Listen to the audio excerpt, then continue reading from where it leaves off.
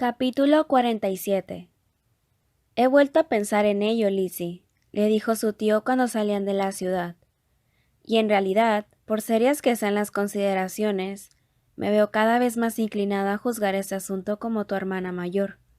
Me parece tan poco probable que un joven abrigue intenciones tan aviesas contra una muchacha que no carece de protección y de amigos. Además de que vivía con la familia de su coronel.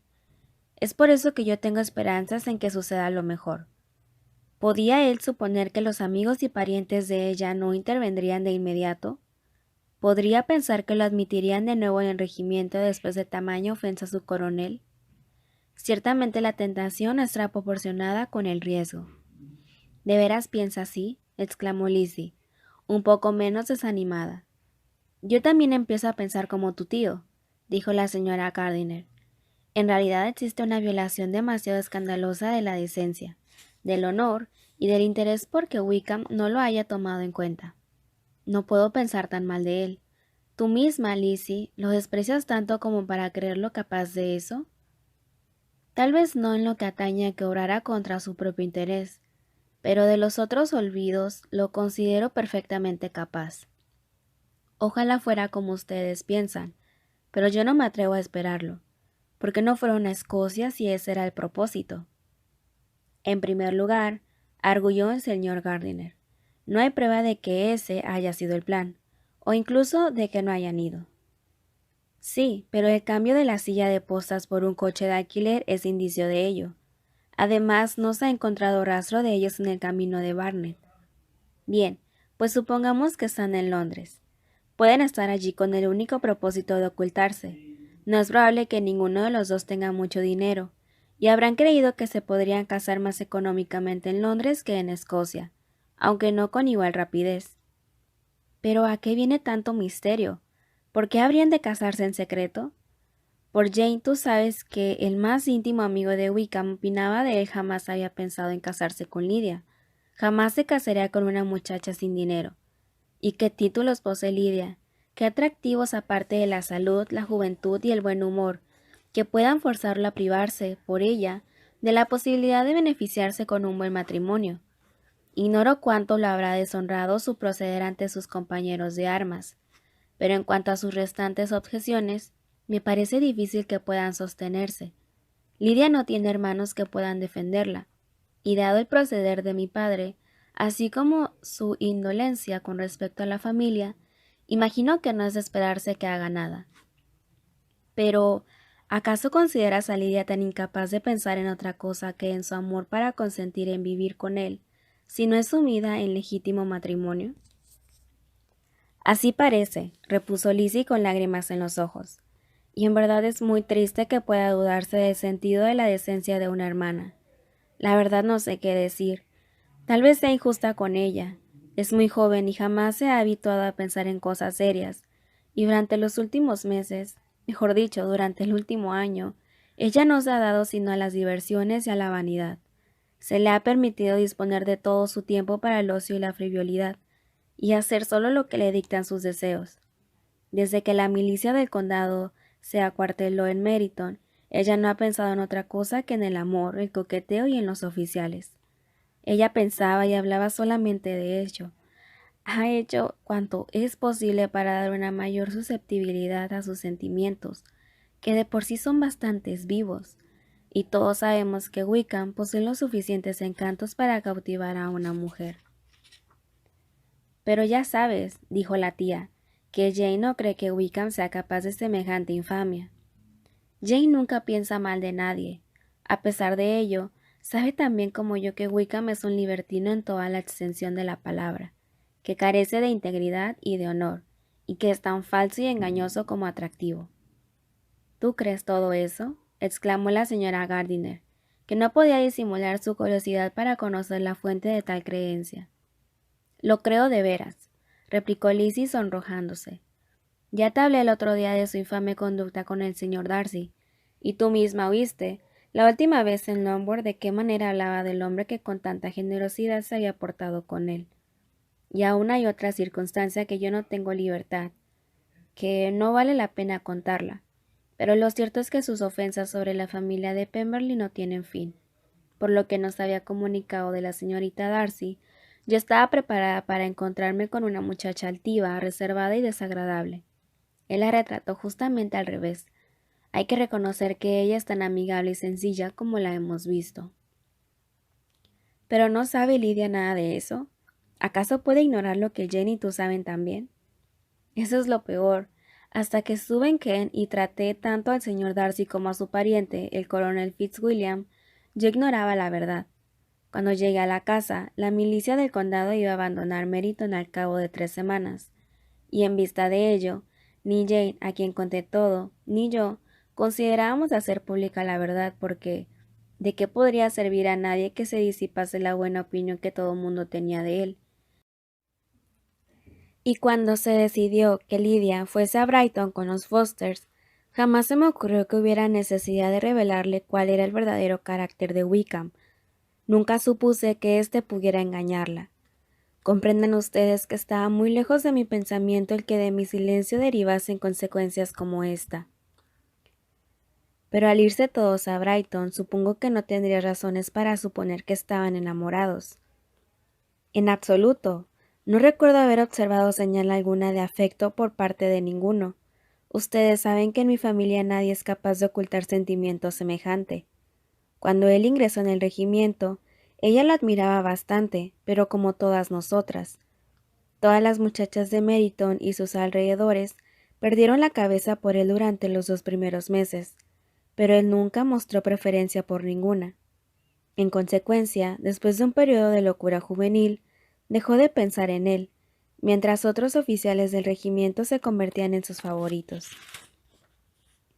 Sin inconvenientes, podría creerse que, aun pudiendo añadir poco de nuevo a sus temores, esperanzas y conjeturas sobre este interesante asunto, no se habló de otra cosa durante el viaje. Lizzie no dejaba de hacerse reproches, y su pesar aumentaba por momentos. Viajaron tan deprisa como fue posible, y tras dormir una noche en el camino, llegaron a Longbourn a la hora de comer, el día siguiente. Fue un consuelo para Lizzie pensar que Jane no se habría impacientado por una larga espera. Los hijos de los Gardiner, atraídos por la aparición del coche de postas, esperaban en los escalones de la entrada de las casas. Cuando el cochero detuvo el vehículo ante ésta, les dieron la bienvenida entre risas, brincos y cabriolas. Lizzie se apeó, y después de dar a cada cual un apresurado beso, corrió al vestíbulo, donde Jane, quien descendía corriendo por la habitación de su madre, se encontró con ella. Las hermanas se abrazaron y lloraron, y Lizzie preguntó a Jane si sabía algo de los fugitivos. No, nada, respondió Jane, pero yo espero que la llegada de mi querido tío solucione todo con rapidez. ¿Sigue papá en la capital? Sí, se fue el martes, cuando te dije en mi carta. ¿Y se comunica seguido con ustedes? Solo una vez. Me puso unas líneas el miércoles, participándome su llegada y dándome su dirección, lo que yo le había pedido. En esa nota añadía que no volvería a escribir a menos que tuviera algo importante que señalar. ¿Y cómo se encuentra mamá? ¿Cómo están todas? Mamá está bastante bien, aunque un poco abatida todavía. Está arriba y se pondrá muy contenta cuando los vea. Mary y Kitty están bien, gracias a Dios. ¿Y tú cómo te encuentras?, preguntó Lizzie. Estás pálida. ¿Cuántas cosas habrás tenido que hacer? Pero su hermana le aseguró que se encontraba perfectamente bien, y la conversación que habían mantenido mientras los Gardiner se ocupaban de sus hijos terminó cuando ellos hicieron su aparición. Jane corrió hacia sus tíos y les dio la bienvenida y las gracias en medio de sonrisas y lágrimas. Una vez todos en el salón, las preguntas que había formulado Lizzie fueron repetidas por los Gardiner, quienes advirtieron que Jane no tenía nada nuevo que contar, y sin embargo, no había abandonado la esperanza que la benevolencia de su corazón le inspiraba. Todavía confiaba en que todo acabase bien, y en que en cualquier momento llegaría la carta de Lidia, o de su padre, que explicaría lo sucedido, o anunciaría quizá el casamiento. Tras unos minutos de charla, todos subieron a la habitación de la señora Bennet. Ella los recibió como era de esperarse, con lágrimas en los ojos, lamentaciones e invectivas en contra de Wickham. Ella culpaba a todo el mundo de su sufrimiento, especialmente a la persona cuyo mal juicio era la causa de los errores de la hija. Si yo hubiera podido realizar el proyecto de ir a Brighton con toda mi familia, decía, esto no habría ocurrido, pero la pobre Lydia no tenía nadie que cuidarse de ella. ¿Por qué no la vigilaban mejor los Foster? Estoy segura de que hubo un gran descuido o algo semejante por su parte, pues ella no obraría así estando bien vigilada. Yo siempre creí que eran personas adecuadas para hacerse cargo de ella, pero como siempre ocurre, nadie me hizo el menor caso. Mi pobre niña, y ahora Bennet se ha ido, y supongo que desafiará a Wickham allí donde lo encuentre, y como seguramente morirá, ¿qué será de nosotras? Los Collins nos echarán antes que su cadáver se enfríe en la tumba. Y si tú, hermano, no te muestras generoso con nosotras, no sé qué haremos. Todos protestaron contra tan terroríficas ideas, y tras asegurarle al señor Gardiner el afecto que sentía por ella y su familia, le dijo que proyectaba estar en Londres al día siguiente, con la intención de ayudar al señor Bennet a encontrar a Lydia. No te alarmes inútilmente, añadió, aunque conviene prepararse para lo peor.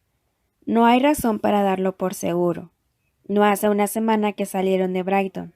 Seguramente en unos días tendremos alguna noticia suya, y hasta que sepamos que no están casados y que no abrigan propósitos de estarlo, no demos el asunto por perdido. En cuanto llegue a la capital, buscaré a mi hermano, y entonces juntos decidiremos qué hacer. Oh, mi querido hermano, exclamó la señora Bennet, eso es justamente lo que deseaba oírte. Cuando llegues a la capital, descubre dónde están, y si no se han casado, oblígalos a hacerlo. Y en cuanto a los trajes de boda, di a Lydia que tendrá el dinero que necesite para comprarlos, después de casados. Y sobre todo, impide que Bennet se bata a duelo con Wickham. Dile lo mal que me encuentro, espantada con tales temblores y tal agitación, tales dolores de cabeza y palpitaciones del corazón, que no consigo descansar ni de día ni de noche. Y di a mi querida Lydia que no encargue la confección de los trajes hasta que me haya visto, pues ella desconoce cuáles son los mejores almacenes. Oh, hermano, qué bueno eres, sé que lo arreglarás todo. El señor Gardiner le aseguró que haría todo cuanto fuese posible, pero no pude evitar recomendarle moderación, tanto en sus esperanzas como en sus temores, y conversando con ella de ese modo hasta que la comida estuvo en la mesa, dejó que desahogara sus sentimientos con el ama de llaves que le asistía en ausencia de las hijas. Aunque los Gardiner estaban convencidos de que no existían motivos para excluirla de la mesa, no se atrevieron a oponerse a su voluntario retiro, porque sabían que carecía de la suficiente prudencia para refrenar la lengua en presencia de los criados, y juzgaron mejor que una sola de las sirvientas, en la que más confiaban, fuera la que escuchara sus lamentaciones. Las primeras en bajar al comedor fueron Mary y Kitty, que habían permanecido demasiado atareadas en sus habitaciones, la una ocupada en los libros, la otra en su tocador, pero los rostros de ambas estaban serenos, sin advertirse cambio alguno, excepto que la pérdida de la hermana favorita, o el coraje con que había tomado el asunto, había tornado más colérica que de costumbre la expresión de la segunda. En cuanto a la primera, fue lo bastante dueña de sí como para murmurar al oído de Lizzie, con tono grave y reflexivo, poco después que se sentaron a la mesa. Seguramente se hablará mucho de este asunto tan desgraciado, pero hemos de hacer frente a la oleada de malicia y derramar sobre la alma herida el bálsamo del consuelo fraternal. Lizzie le escuchó, pero como no parecía dispuesta a responder, añadió, aunque para Lydia el suceso ha de ser por fuerza desdichado, nosotras podemos sacar de él la lección más provechosa, que la pérdida de la virtud en la mujer es un hecho irreparable, que un solo paso en falso supone la ruina final, que su corazón no es menos quebradizo que la admirable su belleza, y nunca puede resultar demasiado cuidadosa contra las indignidades del otro sexo. Lizzie, asombrada, alzó los ojos, pero estaba demasiado abrumada para contestar. Mary continuó consolándose con deducciones morales por el estilo, fundadas en el infortunio que veía ante sí. Por las tardes, las dos hermanas mayores consiguieron estar solas durante media hora, y Lizzie aprovechó la oportunidad para hacer muchas preguntas que Jane tenía igual de deseo de satisfacer. Tras lamentarse ambas de las terribles consecuencias del suceso, que Lizzie daba por cierto y la otra no, aquella dijo: «Cuéntame todo lo que no haya oído todavía. Dame más pormenores. ¿Qué dijo el coronel Foster? ¿No sospechaba nada de la fuga? Seguro que debía verlos siempre juntos». El coronel Foster confesó que había sospechado que estaban enamorados, sobre todo Lidia, pero no observó nada que pudiese ser motivo de alarma. «Estoy tan apenada con él. Su conducta fue tan atenta y amable. Vino a vernos antes de saber que no habían ido a Escocia. Cuando lo supo, adelantó el viaje». ¿Y Denny estaba convencido de que el señor Wickham no se casaría? ¿Supo que intentaba fugarse? ¿Ha visto el coronel Foster a Denny? Sí, pero cuando lo interrogó, él negó saber algo acerca del plan, y rehusó dar su verdadera opinión acerca del asunto. Él no repitió su creencia de que no iban a casarse, y por eso me inclino a pensar que antes le entendimos mal. Supongo que hasta la llegada del coronel Foster ninguno de ustedes dudó que estuvieran ya casados. Pues sí, ¿cómo podría caber otra idea en nuestra cabeza?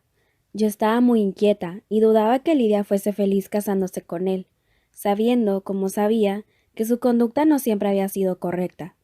Ni papá ni mamá están al corriente, solo reconocían que semejante casamiento era una imprudencia. Entonces Kitty confesó, con la natural satisfacción de saber más que el resto, que en la última carta Lidia la había preparado para ese trance. Al parecer, hacía semanas que ella sabía que se amaban. ¿Pero eso empezó antes de que el regimiento partiese hacia Brighton? Yo creo que no. ¿Y el coronel Foster parecía opinar mal de Wickham? ¿Él conoce su verdadero modo de ser? He de confesar que no habló de él en términos tan favorables como antes. Lo consideraba un atolondrado y derrochador. Y después del triste suceso, hay quien afirma que dejó en Meryton muchas deudas, pero ojalá que eso resulte falso. Oh, Jane, si hubiésemos sido menos reservadas y hubiésemos dicho lo que sabíamos de él, no habría ocurrido esto. ¿Acaso hubiera sido mejor?, repuso su hermana, pero dar a conocer las faltas anteriores de una persona desconociendo cuáles son sus sentimientos en el presente es injustificable. Nosotras obramos con la mejor intención. ¿Explicó el coronel Foster los detalles de la carta de Lidia a su esposa? La trajo consigo para que la leyésemos, respondió Jane, y a continuación la sacó de su cuaderno de notas y se la dio a Lizzie. La carta decía así: «Querida Harriet, te vas a reír al saber a dónde me he ido, y yo misma no puedo dejar de reírme pensando en tu sorpresa cuando mañana me eches de menos. Me voy a Gretna Green, y si no puedes adivinar con quién, creeré que eres una tonta, pues no hay sino un hombre en el mundo a quien amo, y ese hombre es un ángel. Yo nunca sería feliz sin él, de modo que a nadie haré daño yéndome con él. No tienes que decir una palabra de mi fuga a nadie. En Longbourn si no quieres, porque así será mayor la sorpresa cuando les escriba y firme como Lydia Wickham. ¡Qué broma más graciosa será esa! La risa casi me impide escribir. Te suplico que me excuses con Pratt por no cumplir mi promesa de bailar con él esta noche. Dile que espero que me dispense cuando lo sepa todo, y que bailaré con él con mucho gusto en la primera fiesta en que nos encontremos. Enviaré por mis vestidos cuando vaya a Longbourn, pero deseo que le digas a Sally que me remiende mi traje de muselina bordada, antes de que lo empaquetes. Adiós. Da mis recuerdos al coronel Foster. Supongo que brindarás por nuestro feliz viaje. Tu afectísima amiga, Lydia Bennet». «Oh, loca, loca Lidia», exclamó Lizzie cuando hubo leído la carta. «Escribir eso en semejante momento, pero al menos demuestra que se tomaba en serio el motivo de su viaje. Sea cual sea el propósito de él, el de ella no parece infamante. Pobre papá, ¿cómo lo habrá sentido?». Jamás he visto a nadie tan disgustado. No pudo articular palabra durante 10 minutos. Mamá se puso mala en el acto, y a partir de ese momento en la casa comenzó a reinar la confusión. «Oh, Jane», exclamó Lizzie, «¿hubo algún criado que no supiese la historia antes de acabar el día?» «No lo sé, creo que no. Ser reservado en tales circunstancias es muy difícil. Mamá estaba histérica, y yo trataba de prestarle toda la asistencia posible, pero temo no haber hecho todo lo debido. El horror ante lo que pudiera haber sucedido prácticamente me privó del uso de mis facultades. No te ha hecho ningún bien tener que cuidar de ella. No tienes un buen semblante. Ojalá hubiera estado yo contigo». Mary y Kitty han estado muy cariñosas, y estoy convencida de que habrán compartido tan penosa carga, pero no lo creí conveniente para ninguna de las dos. Mary estudia tanto que sus horas de reposo no deben ser interrumpidas. Tía Phillips vino a Longbourn el martes, después de que papá se hubo marchado, y tuvo la bondad de permanecer conmigo hasta el jueves. Fue de gran ayuda para nosotras, y Lady Lucas ha sido muy amable. Vino el viernes por la mañana para compadecernos y ofrecernos sus servicios o los de alguna de sus hijas, si lo juzgábamos necesario. «Mejor habría sido que se quedase en casa», repuso Lizzie.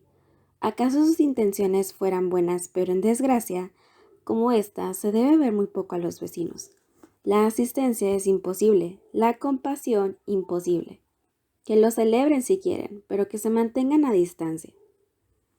Después preguntó a su hermana sobre las medidas que proyectaba tomar su padre cuando estuviese en la capital para rescatar a su hija. «Creo que piensan ir a Epsom», contestó Jane, «pues fue allí donde cambiaron de caballos por última vez.